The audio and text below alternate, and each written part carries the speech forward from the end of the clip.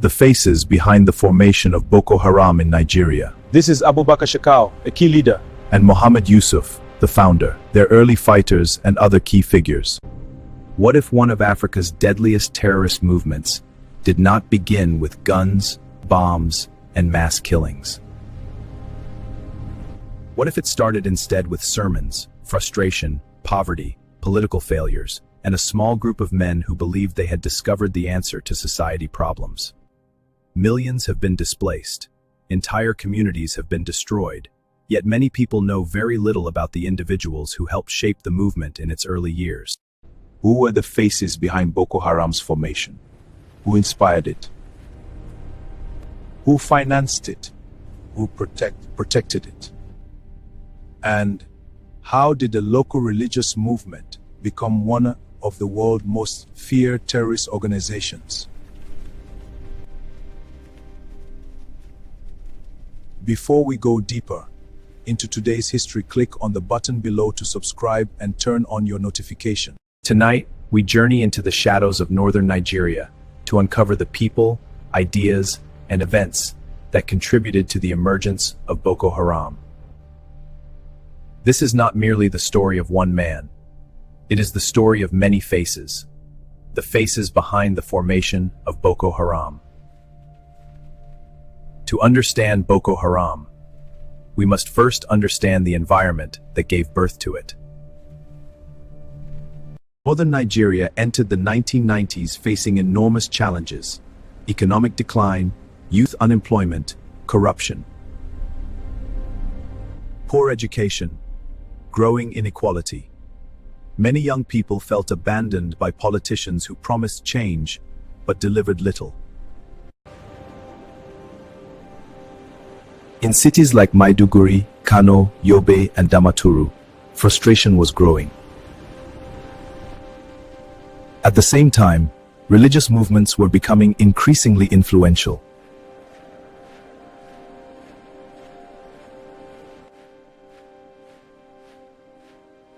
Many Islamic scholars criticized political leaders, arguing that corruption had destroyed society. Young people searching for answers often turned to charismatic preachers. It was in this atmosphere that one man would emerge. A man whose name would become forever linked to Boko Haram. His name was Mohammed Yusuf. Mohammed Yusuf was born in Yobe State in 1970.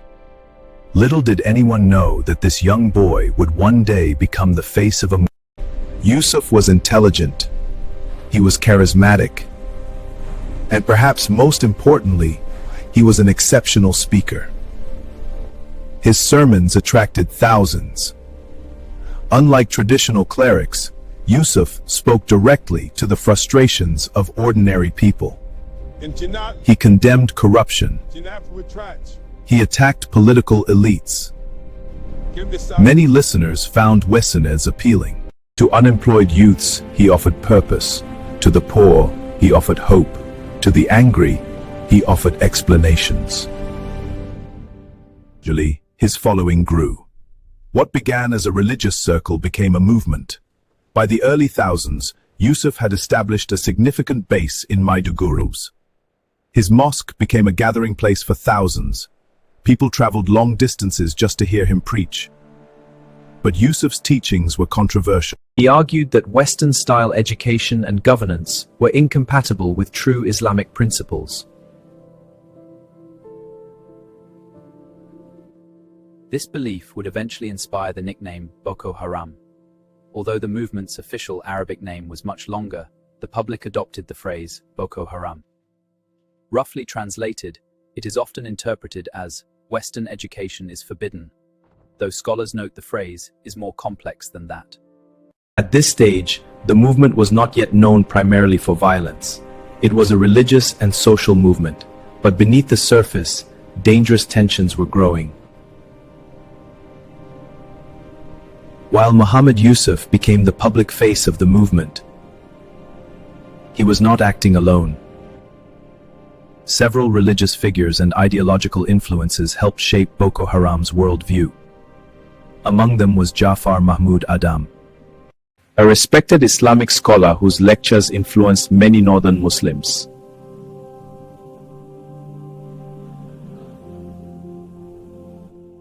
However, it is important to note that Jafar later criticized extremist interpretations and cannot simply be described as a Boko Haram leader. His role remains debated among researchers. Other local clerics also contributed to intellectual discussions that shaped young radicals. Some preached reform. Others promoted stricter interpretations of religion. The challenge is that ideas often evolve in unexpected ways. Messages intended for peaceful reform can later be adopted by extremists for entirely different purposes. As Boko Haram developed, Yusuf increasingly pushed more on insurgencies. Several scholars eventually distanced them's former associates. The movement was beginning to follow its own path. One of the most controversial questions in Nigerian history remains: did politicians help Boko Haram rise? Over the years, numerous allegations have emerged suggesting that some political actors may have supported radical groups for electoral purposes. Researchers have documented instances where politicians cultivated relationships with religious movements to gain influence. However, evidence regarding specific sponsorship claims remains disputed. What is clear is that Boko Haram benefited from weaknesses in governance.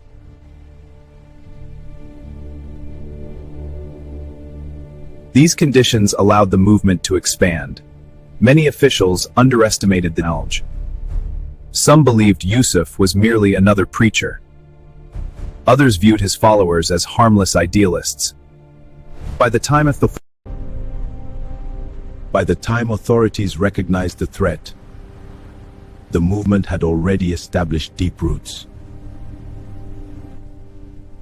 Before Boko Haram became famous, a group associated with the movement attempted something remarkable. In the early 2000s, followers established a remote community near Kanama in Yobe State. They hoped to create a society based entirely on their interpretation of Islamic principles. Some observers compared it to an isolated religious commune. Young followers abandoned schools. Some left their families. But tension to the group and security forces. Confrontations followed. Violence increased. The dream of isolation collapsed. Yet the experience radicalized many members. For some followers, conflict with the state became proof that peaceful coexistence was impossible. The stage was being set for a far more dangerous confrontation. The 2009 uprising. Everything changed in 2009. A confrontation between Boko Haram members and security forces escalated dramatically. The tumult.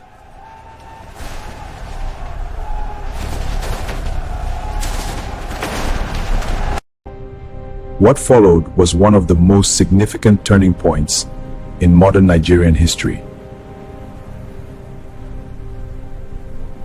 Violence erupted across several northern states. Security forces launched major operations. Hundreds of people died. Buildings were destroyed. The movement appeared defeated. Then came the moment that changed everything. Mohammed Yusuf was captured. Shortly afterward, he died while in police custody. Images of death spread rapidly. For many supporters, Yusuf became a martyr. Instead of ending Boko Haram, the crackdown transformed fragmented. Survivors went underground. And leadership passed into the hands of an even more ruthless figure. Abubakar Yusuf built Boko Haram. Abubakar Shekau weaponized it. Shekau had been one of Yusuf's close associates. After Yusuf's death, he assumed leadership. The difference was dramatic. Under Shekau, Boko Haram became far more violent. Suicide bombings increased. Attacks expanded. kidnappings became common. The insurgency spread across northeastern Nigeria and beyond. Entire communities were devastated. The movement that had once been centered on sermons was now defined by warfare. Many analysts believe Boko Haram's transformation into a major terrorist organization occurred largely under Shekau's leadership. The story of Boko Haram is not only about leaders. Other faces played important roles: recruiters, financiers. Propagandists spread messages of hate. Smugglers move goods across borders. Arms traffickers supply weapons. Corrupt officials enable the network. Without these supporting actors, Boko Haram could never have grown into a major insurgency. Terrorist organizations rarely emerge because of one individual. They thrive when multiple failures occur simultaneously. Political failures, economic failures, security failures, social failures. Boko Haram exploited all of them. The faces behind Boko Haram's formation are complex. There is no single villain, no single explanation. Mohammed Yusuf provided the vision. Abubakar Shekau transformed the movement into a violent insurgency. Various ideological influences shaped its beliefs. Political weaknesses allowed it to grow. Economic hardship supplied recruits. Institutional failures created opportunities. The rise of Boko Haram serves as a warning. When corruption flourishes, when young people lose hope, when institutions fail, and when extremist ideas go unchallenged, dangerous movements can emerge. Today, Nigeria continues to confront the legacy of Boko Haram. The conflict has left deep scars. But understanding how the movement was formed remains essential, because history teaches one important lesson. The best way to defeat future extremism is to understand how it begins. If you enjoyed this documentary, don't forget to like, subscribe, and turn on notifications for more deep historical investigations into Africa's most fascinating and controversial stories. Thank you for watching. And until next time, stay curious, stay informed, and never stop asking questions.